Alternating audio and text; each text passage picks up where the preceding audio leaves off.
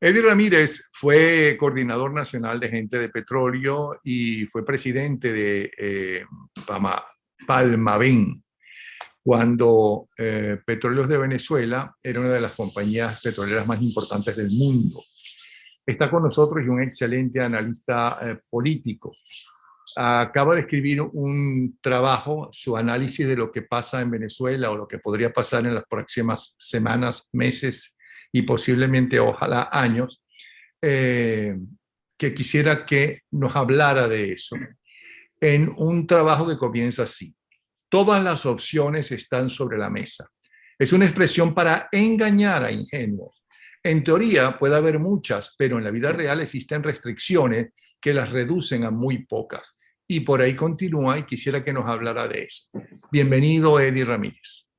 Muchas gracias, Napoleón. Un saludo muy cordial, extensivo a tu distinguida audiencia. Quizás deberíamos empezar por con tu permiso, con dos noticias que son realmente, le alegran a uno el espíritu, ¿no?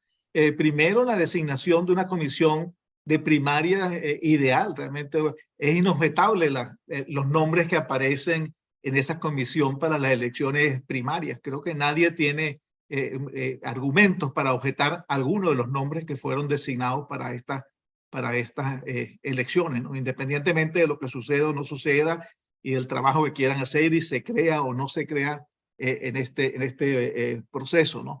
El otro es el premio... ¿Por qué está tan entusiasmado porque hay esas primarias? Cuéntanos. No, bueno, perdón. Y el otro es la de Rafael Cadenas. Oye, bueno, sí. premio Mi Cervantes, poeta Rafael favorito. Cadenas también alegra el espíritu de todos los venezolanos de buena fe. No, mira, el mejor poeta realmente del siglo XX venezolano, y acaba de ganar el premio Cervantes como el mejor poeta en habla castellana. Así es, después de ganar el premio Reina Sofía, también, ¿te acuerdas? Sí, el año pasado, ¿no?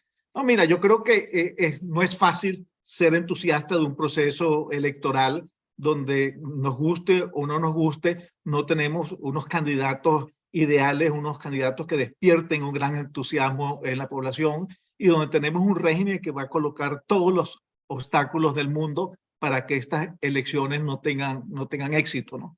Pero cuando uno se pone a analizar, bueno, ¿qué otras opciones hay? Es que yo creo que no hay más remedio que entusiasmar a la gente para que vayamos a votar. Bueno, pero es que las otras opciones parecieran más factibles. Las tres que tú pones parecen más factibles que estos delincuentes acepten unas elecciones realmente independientes y acepten salir del país por las buenas, ni siquiera por presiones. Mira, si me dan elementos de juicio para justificar esas otras opciones, yo me sumaría a ellas. Yo creo que las Fuerzas Armadas deberían intervenir. ¿Por qué deberían intervenir? Porque estamos ante una dictadura y una dictadura no sale fácilmente como lo sabemos todos los venezolanos. El problema es, ¿está la Fuerza Armada dispuesta a cumplir con el mandato constitucional? Hasta ahora no lo hemos visto. ¿Se puede descartar? No, no se puede descartar. Siempre eso está presente. Y como decía alguien, pues los golpes salen en el momento menos esperado, ¿no? Perdona, pero dictadura fue la de Gómez, dictadura fue la de Pérez Jiménez, dictadura fue la de Pinochet, dictadura fue la de Francisco Franco, pero esta es una narcotiranía, ¿no? Esta es una narcotiranía que no le importa un comino el pueblo venezolano, sino es un negocio y el poder, y además que está apoyado por los grupos terroristas colombianos que sí saben de pelea y que sí saben de enfrentamientos, porque llevan muchas décadas en eso. Está apoyado por el narcotráfico directamente también. Es decir, no es una dictadura. No, bueno, hay todos los argumentos del mundo para justificar una intervención militar y una insurrección popular. Todos los elementos del juicio están ahí presentes. Y les confieso que a mí no me disgusta ninguna de ellas. Todo lo contrario. Yo pienso que sería la manera más fácil de salir de este régimen. Ahora, mientras eso no está en nuestras manos, Napoleón, no queda más remedio que acudir a aquello que tenemos a nuestra disposición y que puede ser difícil, sí puede ser difícil, que a lo mejor no se consigue la salida por la vía electoral, pero podría servir para que se genere una insurrección popular para que haya una reacción de la gente, para movilizar a la gente. O sea, la elección no tenemos que verla únicamente como que es el mecanismo para salir del régimen, que como tú bien dices, no es sencillo por esa vía, pero sí como un mecanismo de movilización, y es lo que tenemos los ciudadanos comunes y corrientes para intentar hacer algo. Si no, la otra posibilidad es, bueno, nos quedamos con los brazos cruzados, esperamos que los militares intervengan o que de alguna manera se produzca una insurrección popular que sin duda está muy controlada por el régimen. O sea, la gente tiene miedo. ¿Por qué? Porque ha habido torturas espantosas, ha habido asesinatos realmente repudiables, desde luego. Y entonces, bueno, no pretender que la gente siga en la calle manifestando como se hizo en los años anteriores, en el 2002, en el 2014, todas esas. Yo no me perdí ninguna de esas manifestaciones, pero bueno, la gente llega un momento en que dice, bueno, voy a exponer mi vida aquí, ya han caído muchísimo, y si caigo preso me van a torturar, me van a violar, porque todo eso es lo que hace este régimen, que como bien tú lo has señalado, ¿no? Entonces, Pero, bueno. perdona, Eddie, pero ¿tú no crees que las protestas que hay ahora, que no son multitudinarias en un solo sitio y en varias ciudades, ¿no? Normalmente en Caracas, que es la sede de los gobiernos, son más importantes porque ahora la gente sale todos los días, por lo menos hay de 6 a 7 protestas diarias a lo largo y ancho de Venezuela, eh, por cosas muy concretas, que es comida, alza de los precios de todo, no hay trabajo, los servicios públicos no sirven, sí, cosas muy concretas que están mucho más alejadas de que si blanco, negro, que si dictadura para los que se meten con el régimen o democracia, que ahora sí están dadas las condiciones para una masiva protesta popular poco a poco y que cada vez hay más protestas. Bueno, eso evidencia que el venezolano no está resignado, y eso es muy importante. El venezolano no está resignado, como dice algunos, el venezolano no es pacífico, el venezolano sigue protestando. Nosotros creo que tenemos un récord mundial de protestas a diario, ¿no? Todo eso lo han recorrido, lo han reseñado todas estas organizaciones ONG que se ocupan de llevar esas estadísticas. No, claro que son muy importantes, claro que están ahí. Claro que a la gente lo que más le importa en estos momentos es que no tiene agua, no tiene luz, no tiene trabajo, la inflación, etcétera. Eso es evidente que está ahí. Ahora, ¿será eso suficiente para capitalizar una insurrección popular, para iniciar un Caracazo, como sucedió pues hace muchos años, a pesar de que en aquel entonces las condiciones no eran muy inferiores a las que existen actualmente? Entonces, bueno, eso está ahí. Ahora, eso depende de ti, depende de mí, depende del que esté al lado nuestro. No, en estos momentos no depende de nosotros, y sobre todo que hay una falta de liderazgo que logre capitalizar eso. Aparte que en muchas de esas protestas la gente no quiere que se meta el sector político. Es una cosa interesante, ¿no? La gente rechaza que en un momento dado, en una de esas manifestaciones, vaya un líder político y trate de apoderarse, entre comillas, de esa protesta. Y lo mejor que pueden hacer los líderes políticos, los dirigentes políticos, es no meterse con ellos, sino dejar que tomen cuerpo. Y están tomando cuerpo, pero no pareciera que sea suficiente. ¿Por qué no Pero tratamos? Eddie, hay cada vez más cantidad no de líderes nacionales que no pueden salir en los medios tradicionales de comunicación, sino líderes regionales, líderes de los trabajadores que están emergiendo y que cada vez tienen mayor apoyo. Cierto, pero ¿por qué no tratamos de canalizar esas protestas pequeñas que se producen a diario en todas partes, en todos los sectores? ¿Por qué no tratamos de capitalizarla para decir, mira, aquí hay una vía que es muy difícil, que es muy complicada, que es cuesta arriba, que el régimen no la va a aceptar, pero que pudiese desembocar en una salida del régimen? ¿Por qué no intentamos eso realmente? Sí, me dirás que sí, que eso lo hemos intentado en otras elecciones. Ahora, en otras elecciones hay que reconocer algunas cosas que muchas veces los políticos y nosotros en general no aceptamos, que en un momento dado el régimen sí fue mayoría. Esa es la verdad, inicialmente. Pero después fue perdiendo esa mayoría, fue haciendo las trácalas. ¿Cuáles son las trácalas? Las trácalas, mira, yo estuve en todas las elecciones junto con nuestra gente del petróleo, inspeccionando, supervisando, viendo cómo es el proceso electoral en las mesas. Nunca hubo una disparidad entre las boletas y lo que decía la máquina. O sea, el problema cuando se presentaba, cuando no teníamos testigos. ¿Y por qué no teníamos testigos? Porque frecuentemente los partidos no se organizaban, se disputaban entre ellos y con la sociedad civil, le disputaban a la sociedad civil el seleccionar los testigos. Resulta que cuando llegaba el proceso, en muchas mesas no había testigos, o esos testigos no estaban suficientemente preparados, o eran testigos que no tenían el suficiente guáramo para enfrentar a los chavistas que estaban en las mesas. Pero realmente la elección se puede ganar, que después el gobierno no lo reconozca. Bueno, sucederá como sucedió pues cuando le robaron la elección a Andrés Velázquez. Andrés Velázquez estuvo protestando todo el tiempo y lamentablemente no recibió el respaldo del sector político de oposición. Ahí lo dejaron, o lo dejamos bastante solo, ¿no? Pero es el único que protestó realmente porque le hicieron una trampa evidente. En otros casos, hemos tenido el inconveniente de que cuando decimos hay fraude, no tenemos las actas. Eso es una de las fallas que hemos tenido en todas las elecciones. En ninguna elección, y recuerdo que ya no me recuerdo en cuál de esas elecciones, si fue en la del 2006, 2000, tantas elecciones que hemos ido, gente del petróleo le mandó una comunicación a los partidos políticos diciéndole, mira, aquí está sucediendo esto, esto y esto y esto, y no tenemos testigos, y los testigos no están preparados. Si no remediamos eso, es muy imposible que ganemos elecciones, porque mesa donde no haya un testigo nuestro, los chavistas le dan a la maquinita, apoyan la maquinita y lógicamente ganan. Y después, bueno, en resumen, tú hablas de que todas las opciones están sobre la mesa, algunas son prácticamente imposibles, pero muchas veces las opciones imposibles se han dado, y pones algunos ejemplos, inclusive en el fútbol, ahora con Qatar, que Qatar sea la sede, una dictadura como esa, y que los gobiernos democráticos que defienden los derechos humanos y demás acepten ir hasta allí, hasta el cambio por el clima del mes para hacer el mundial, todo eso, y has puesto otra.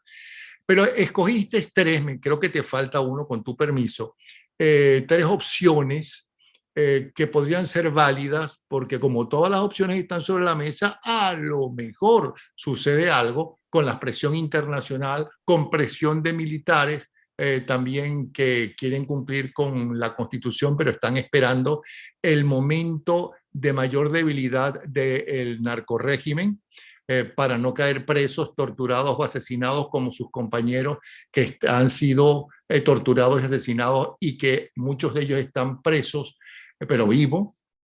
Tú hablas de tres. Háblanos de esos tres. Y yo quiero agregar uno que mucha gente dirá, bueno, pero ¿cómo se le ocurre decir ese nombre? Y te voy a decir por qué. Empieza por, creo que hablaste primero de María Corina Machado. Bueno, casi todos, o sea, todos ellos tienen un discurso bastante parecido. Unos más, unos menos, con un poquito más de énfasis en unas cosas que en otras, pero los tres que hasta ahora parecieran que pueden liderar este proceso son María Corina, quien admiro muchísimo, estuve muy cerca de ellos. Me preocupa es que siempre insiste en que tiene que ser en el CNE, en las máquinas. Entonces, bueno, me preocupa es si una vez que la seleccionemos a ella, votemos por ella, que tiene todos los méritos para hacerlo, no se va a presentar en las elecciones, es la duda que tengo. Después está el amigo César Pérez Díaz. Que tiene que ser suficiente para ser candidato, tiene un buen discurso, igual predica pues la necesidad de federalismo, la necesidad de que no tomen tantas cartas en los asuntos. En Venezuela, la necesidad de cortar el periodo presidencial de la no reelección, de la inversión privada. Lo mismo Andrés Velázquez, que pudiese ser, vamos a decir, que podríamos considerar un poquito más de izquierda. Yo lo admiro mucho porque él es muy consistente en todos sus discursos, ¿no? Y bueno, tiene una apertura petrolera con inversión privada, que el privado es importante, que hay que ir hacia un gobierno más con miras a la ecología, al ambiente, protección al ambiente, y el discurso es bastante parecido. O sea, yo creo que, y cualquiera de ellos es mucho mejor que Maduro, y es lo que los venezolanos tenemos que tomar en cuenta. Cualquier candidato que surja, así no nos guste, puede perfectamente hacer un importante papel y sacarnos de este. Pero eso depende porque somos caudillistas y somos populistas, ¿no? Tanto antes que éramos de izquierda y ahora que somos de derecha y muchos de extrema derecha, ¿no? Sobre todo aquí en los venezolanos aquí en Estados Unidos. Uno no entiende esas cosas tan radicales de un extremo a otro. No son lo lógico que seamos de centro todavía, como durante tanto tiempo fuimos de centro izquierda o de centro derecha, pero siempre de centro y nos poníamos de acuerdo. Pero como el mundo es diferente ahora, el mundo se divide en odios, todos los países o casi todos están divididos en dos polos diferentes, pues a lo mejor no se entiende. Pero hay un cuarto que me gustaría saber por qué no lo metiste, que se llama Juan Guaidó. ¿Y por qué digo de Juan Guaidó? Primero porque es el presidente interino que se conoce en el mundo entero y que fue aplaudido de pie por demócratas y republicanos, que al fin y al cabo los Estados Unidos ha sido el país que más está luchando y colaborando para que de manera diplomática y económica salir de la narcotiranía. ¿Okay? No, Que es sí. la única manera que hasta ahora han pensado, porque no están todas las opciones sobre la mesa, nunca han estado todas las opciones sobre la mesa, porque no depende de un presidente, sino depende en los Estados Unidos de un grupo de poderes importantes. Pero además, yo veo que en Guaidó hay unas encuestas que lo ponen por encima de todo el mundo y otras en el suelo, es verdad, pero cada vez las encuestas en el mundo entero se equivocan más. Y por otro lado, yo veo a la gente como hay multitudes, ¿no?, que lo siguen en los diferentes barrios. Es verdad, y eso me recuerda a una novia que tuvo Teodoro Pekov, que le decía, vamos a ganar, Teodoro, porque fíjate toda la multitud que va y que te aplaude y que va en donde tú estás, y eso lo hacen con todos. Ok, entonces, pero ese cuarto no debería estar en esa lista también. No, evidentemente lo metí en la lista, o sea, lo analicé, pero yo he sido un gran defensor de Guaidó. A Guaidó lo han atacado injustamente, y lo han atacado injustamente algunos de los que ahorita son precandidatos. Y lo han atacado como sucede en la política en el mundo entero, ¿no? Unas muy honestamente y muy de altura, y la mayoría muy baja, como sucede hoy en día en el mundo entero, porque tiene poder. Sí, ¿cómo le van a reclamar a Guaidó, por ejemplo, que no cumplió con el mandato que nos engañó? Por Dios, cuando tú le das a alguien un mandato, tienes que darle las herramientas para que pueda cumplir con ese mandato. A este pobre muchacho llegó circunstancialmente ahí, le dijo, voy a poner fin a la usurpación, y es lo que tenía que decir, y después elecciones. Pero ¿cómo le vas a reclamar que no ha puesto fin a la usurpación cuando el resto no lo hemos apoyado, cuando no hay un ambiente apropiado para poner fin a la usurpación? Y además ellos han herramientas. intentado, pero han fracasado en el intento, lamentablemente.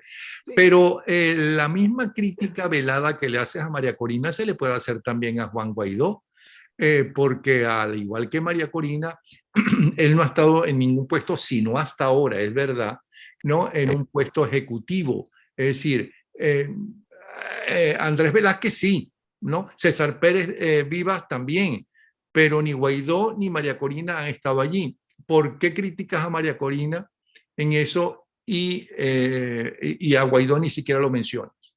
No, a María Corina lo que le critico, y no es crítica, lo que hago la observación es que ella ha dicho que no se va a medir si no hay esta y esta y estas condiciones. Entonces me preocupa es que sencillamente lo seleccionemos y después ella no se presente. Eso es verdad, pero también dices de los otros dos, ¿no?, los cargos ejecutivos importantes que han tenido. Es decir, nos estás diciendo que por lo menos conocen cómo es el monstruo por dentro. Y cuando me refiero al monstruo, no me refiero a la narcotiranía exclusivamente, sino lo que es gobernar un país como Venezuela.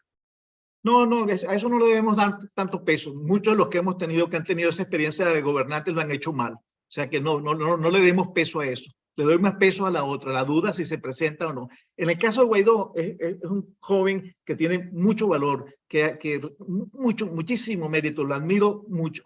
pienso que en este momento, como presidente interino, él debería seguir siendo presidente interino. ¿Por qué? Porque necesitamos proteger nuestros activos en el exterior, que son imprescindibles, sobre todo, Citgo, para la recuperación de la economía venezolana. Sin Citgo nos las vamos a ver un poquito más difícil. Después, aquí, el presidente que salga electo después de este régimen se la va a ver negra y se va a desprestigiar en muy poco tiempo.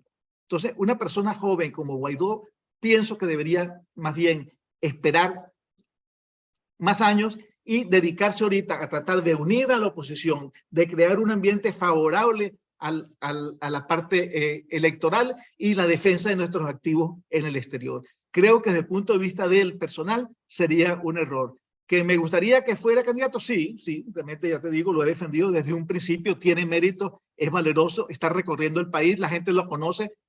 ¿Por qué tiene esas encuestas a veces muy bajas? No me lo explico y desde luego critico a todos aquellos que le han caído encima sin ninguna razón, eso ha sido un juego sucio, reclamarle cosas. Bueno, los primeros que juegan sucio contra Guaidó son algunos de sus compañeritos del G4.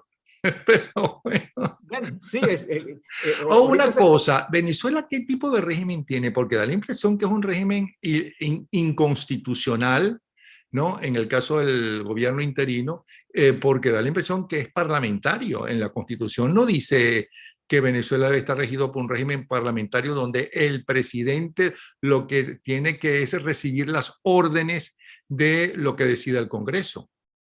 Bueno, eso fue una camisa de fuerza que le pusieron a Guaidó. Ahora, ¿qué ha pasado? Él no ha querido salirse de esa camisa de fuerza o no ha podido. Si se salía de esa camisa de fuerza, lo iban a defenestrar y lo iban a sacar y prefirió más bien pasar agachado, pero yo que él hubiese actuado ejecutivamente. Señores, yo aquí soy el presidente interino y voy a hacer lo que pienso que hay que hacer. ¿Y por qué en tu lista no está, por ejemplo, Eduardo Fernández, que es de toda esta gente el que más experiencia tiene, el que conoce el país más de fondo? Por citarte uno de ellos, no se me ocurre otro en este momento. Mira, anteriormente, lo que pasa es que él no ha dicho que se va a lanzar ahorita como precandidato, pero anteriormente sí mencioné a Eduardo Fernández, a pesar de que muchos, los extremistas nuestros, no lo quieren, pero creo que una persona centrada como él podría ser interesante para una transición. También he mencionado a Osvaldo Álvarez Paz, también pienso que Humberto Calderón Berti tiene mérito suficiente para ser un buen candidato. Lo que pasa es que me limité a mencionar únicamente los que se han tirado al ruedo ahorita, y diciendo pues que seguramente vendrán otros, ¿no? Ok, esto aclarando nuevamente para la gente que va a decir, esto es lo que están hablando, tontería, ¿cómo es esto de las elecciones? Eso es seguir el juego al régimen. ¿Por qué tú piensas que ir a unas elecciones en una narcotiranía no es seguirle el juego al régimen? Porque es una manera de luchar. Las elecciones es una manera de luchar y así debemos verlo. Si no, sencillamente estamos con unas gringolas que no nos dejan ver a los lados. Sí, es una forma de aglutinar a la gente en diferentes mitines y llevarle un mensaje a unas multitudes mayores que las que pueden en este momento, que están limitados, entre otras cosas, porque es una dictadura, ¿no?